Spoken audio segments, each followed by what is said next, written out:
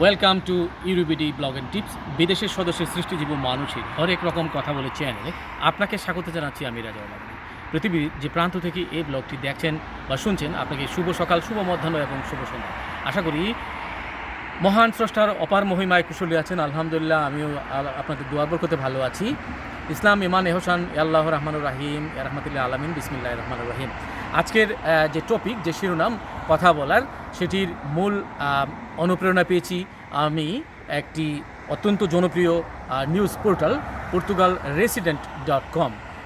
এরা আসলে অত্যন্ত গুরুত্বপূর্ণ যে নিউজগুলা পর্তুগালের হয় সেগুলা মোটামুটি তারা এখানে আলোচনা করে।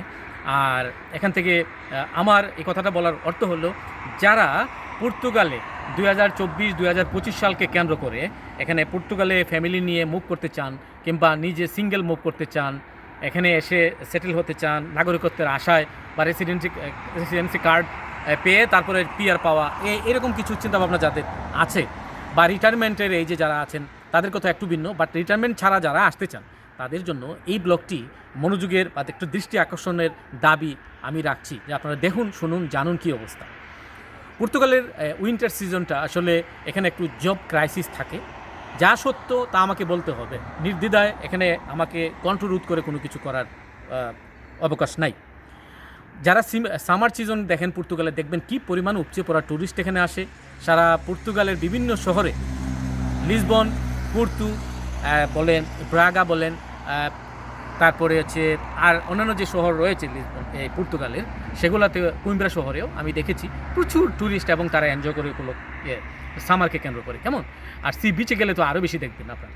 ঠিক আছে, সবচেয়ে বড় কথা হচ্ছে ওই সময় দেখবেন রেস্টুরেন্ট বিজনেস, অ্যাকোমোডেশন যারা প্রোভাইড করে তাদের ব্যবসা, ট্যুরিস্ট সার্ভিস যারা, ট্যুরিস্ট গাইড যারা আছে তাদের ব্যবসা ভালো চলে, ট্রান্সপোর্টেশন যারা গাড়ি ঘোড়া চালায় তাদের ব্যবসাও ভালো চলে, যারা ট্যুরিস্ট আইটেমের বিক্রি করে সুভিনিয়র শপ যাতে, তারাও ভালো ব্যবসা করে।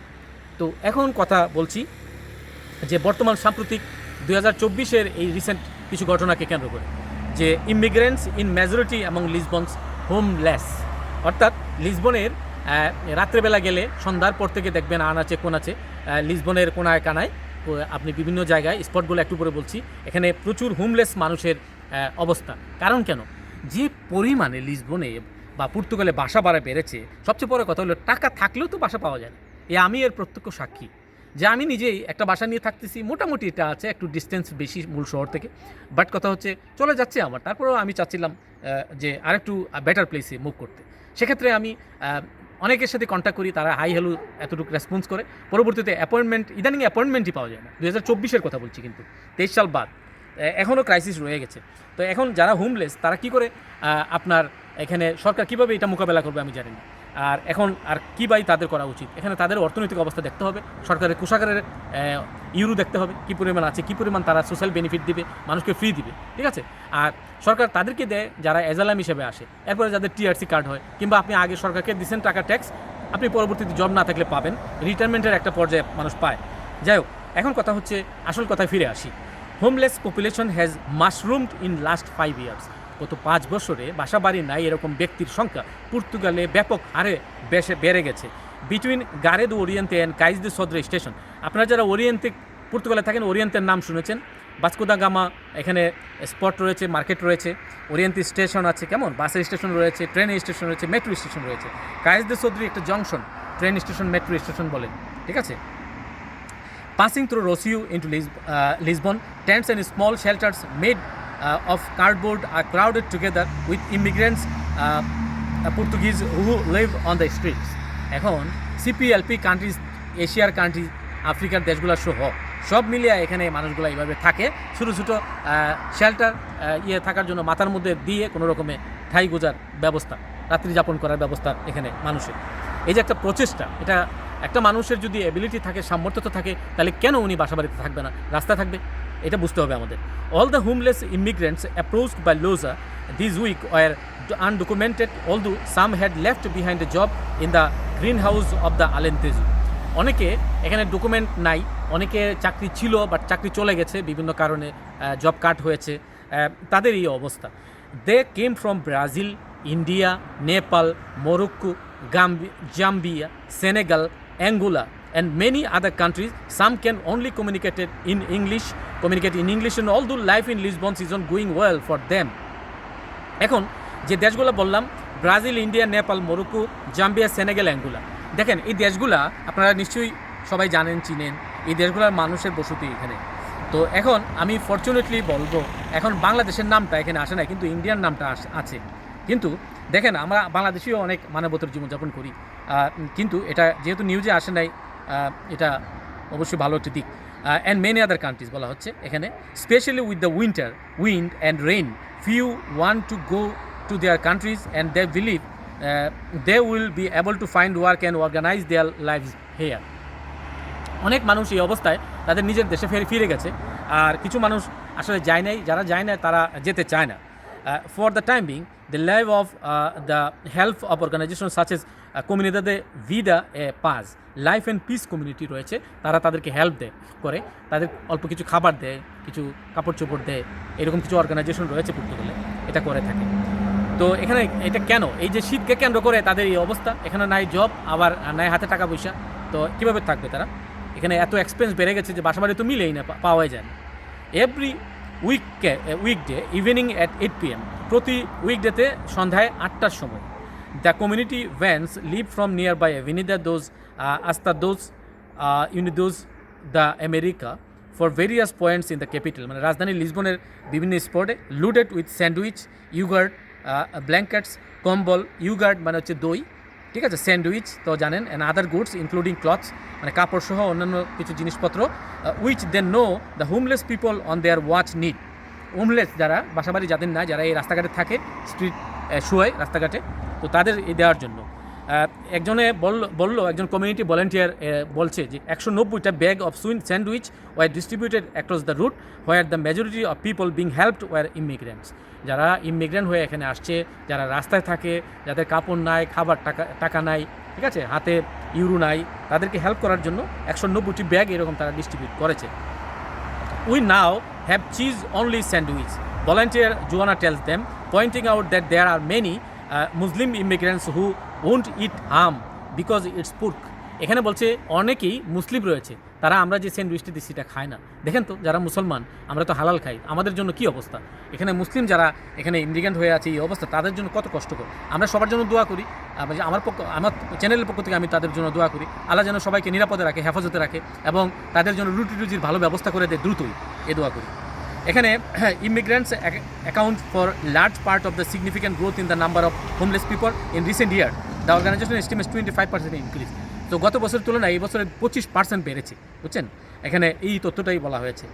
এ 13-year-old Brazilian who arrived in Brazil in 2019 and the only immigrant who agreed to be filmed alongside Portuguese Arlindo Jesus, his companion in misfortune. তার দুর্ভাগ্য, তার going to a bad time, তার একটা খারাপ সময় যাচ্ছে। সে ব্রাজিল থেকে আসছিল 2019 সালে, তার বয়স 39, ঠিক আছে, তার খারাপ সময়, সে এখন এই অবস্থার মধ্যে আছে।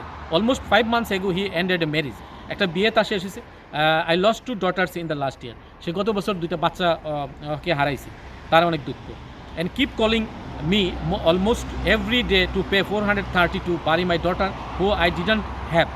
এই যে তার কন্যা সন্তান 2টাকে কবর দেওয়ার জন্য, বাড়ি করার জন্য 430 ইউরো তার লাগছে এটা। তো সে বলছে, tomorrow I am going to see what happen to that, I didn't have respect the morning. Even এই যে সুখ, যে তার যে কষ্ট, 2টা বাচ্চা মারা গেছে, এই টাকা মানে সংস্থান করতে পারে নাই তাদের জন্য।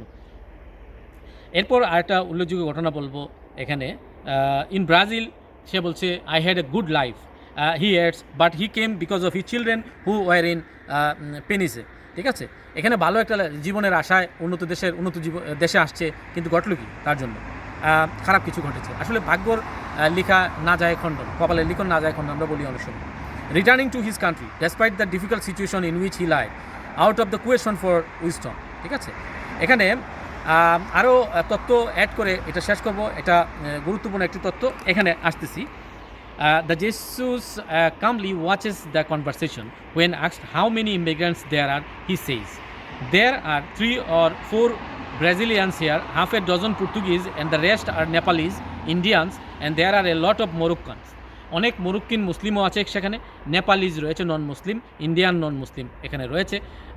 আর্লিন্দু 42 42 বছর বয়সের Arlindo from Guimarães is also hoping to get off the streets but complains that the work he gets uploading some lorries for the Chinese for a week he paid between 10 to 30 euros a day doesn't pay for a home 10 থেকে 30 euro সারাদিনে কাজ করলে তারা দিত, ঠিক আছে, কিন্তু তাকে এই থাকার জায়গা দেয় না। স্টার্টেড লিভিং রাফ ইন 2016 2016 সাল থেকে সে এখানে বাস করা শুরু করেছে। Manage to get off the streets but ended up going back, তো ফিরে যাওয়ার চিন্তা সে করতেছে না, এখানে স্ট্রাগল করে স্ট্রিটে থাকতেছে, রাস্তাঘাটে এখানে। আর এই কথাটাই বলার জন্য আমি অপেক্ষা করতেছিলাম। Sarbjit Singh arrived in Lisbon from Odemira. Odemira একটা জায়গা রয়েছে, সেখানে অনেকগুলো কৃষি ফার্ম রয়েছে, এগ্রিকালচার সেক্টরে যারা কাজ করে তাদের জন্য। Where he work in the greenhouse that employ so many countryman and women, ঠিক আছে। গ্রিন হাউসে অনেক তার দেশের মানুষ মানে ইন্ডিয়ান এখানে চাকরি বাকরি করেছে এবং অলরেডি করে। The plan was to find work, সেখানে তার প্ল্যান ছিল যে কাজ খুঁজে বের করা, but he lost his document, সে তার যে ডকুমেন্টস রয়েছে ধরেন সেফ এন্ট্রি, তার ইন্ডিয়া থেকে ডকুমেন্টস আনা, সেগুলো সব সে হারাই ফেলছে। ডাজন স্পিক পর্তুগিজ, সে ভালো পর্তুগিজ বলতে পারে না। No longer has a mobile phone, তার মোবাইল ফোনও নাই, হারাইছে। শোজ আর ট্রাউজারও নাই। All he has to wear in a cloth jacket and shirt, একটা ক্লথ জ্যাকেট রয়েছে, একটা শার্ট রয়েছে, তার কী অবস্থা একটু ভাবুন। I can't work for the next 7 days he told Lusa looking frightened and confusing that he needs help, সে হেল্প, তার সাহায্যের দরকার, সে তার ভয় ভীতি রয়েছে, এ কথাই বলছে। তো even so the immigrant doesn't even consider the possibility of returning to India, so I am going two evolve, I am really believe I will be able to work, he said. Text আনা Tomas Rivera লোসা।